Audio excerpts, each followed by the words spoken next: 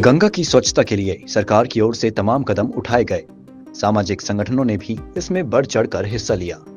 बावजूद इसके गंगा जल स्वच्छ नहीं हो पाया है। प्रदूषण नियंत्रण बोर्ड की हालिया रिपोर्ट में हरिद्वार में गंगा जल पीने योग्य नहीं है। हरिद्वार से देखिए सचिन कुमार की यह खास रिपोर्ट। शास्त्रों में गंगा को मोक्षदायिनी कहा गया है। धर्मनगरी हरिद्वार में साल भर लाखों की संख्या में श्रद्धालु पहुंचते हैं, गंगा में डुबकी लगाते हैं और पूरी श्रद्धा से गंगा जल का आचमन भी करते हैं। श्रद्धालु तो गंगा का जल बेझिझक पीते हैं, लेकिन वैज्ञानिक नजरिए से गंगा का जल पीना हानिकारक हो सकता है, क्योंकि प्रदूषण नियंत्रण बोर्ड के मासिक सर्वे में गंगा जल में फीकल कोलिफॉर्म यानी अपशिष्ट की मात्रा अधिक पाई गई है। रिपोर्ट में गंगा जल 20 श्रेणी का बताया गया है। इसका मतलब है कि गंगा जल में स्नान तो किया जा सकता है, लेकिन वह पीने के लायक नहीं है। हरिद्वार के अपस्ट्रीम से लेकर के और हमारे बॉर्डर तक जो है 8 स्थानों पर जल गुणवत्ता का अनुश्रवण किया जा रहा है। प्रत्येक माह हम अनुश्रवण का कार्य करते हैं। अगर हम अनुश्रवण के डेटा देखें, डेटा के अनुसार जो वाटर क्वालिटी है रिवर गंगा की वो बी क्लास की है, मतलब वो मास बेदिंग का वाटर की क्वालिटी में आता है, फिट है, मास बेदिंग के लिए फिट है। तो जो फीकल कोलिफॉर्म की कंसंट्रेशन जो मिल रही है वो लगभग 100 के आसपास है, 50 से लेकर 100-120 तक है। मतलब फीकल कोलिफॉर्म की जो कंसंट्रेशन है वो काफ़ी कम है गंगा जल। जो हमारा मॉनिटरिंग डेटा है उसके अनुसार गंगा का जल नहाने के लिए उपयुक्त है, 20 श्रेणी में अच्छा।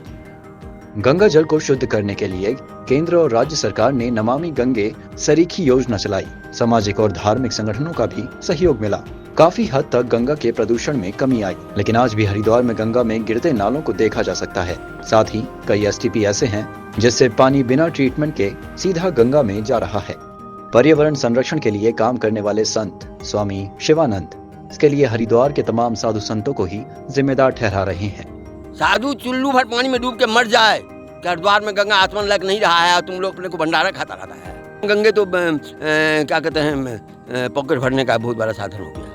कभी कुछ अच्छे अधिकारी आते हैं तो अभी परियोजना को खोलने में लगा हुआ है। हमने हरिद्वार में स्नान करने लायक, आचमन करने लायक होने, पीने लायक होने चाहिए। 86 तक में यहाँ का पानी पीते थे, 86 तक हरिद्वार में गंगा का ही पानी पीते थे। जल शक्ति मंत्रालय के संयुक्त सचिव डी सेंथिल पांडियन ने गंगा स्वच्छता के लिए जन सहभागिता को जरूरी बताया। उन्होंने कहा कि गंगा स्वच्छता पीएम मोदी की प्राथमिकता है और इसके लिए जन सहभागिता बेहद जरूरी है।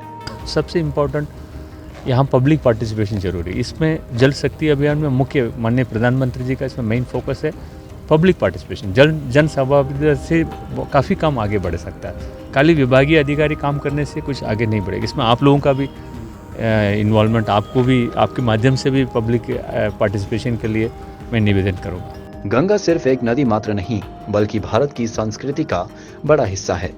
एक दौर था जब किसी भी चीज की शुद्धता और पवित्रता को दर्शाने के लिए गंगा के नाम का सहारा लिया जाता था, लेकिन ये निराश कर देने वाली बात है कि हरिद्वार जैसे धर्म नगरी में ही गंगा अपने मूल स्वरूप में नहीं है।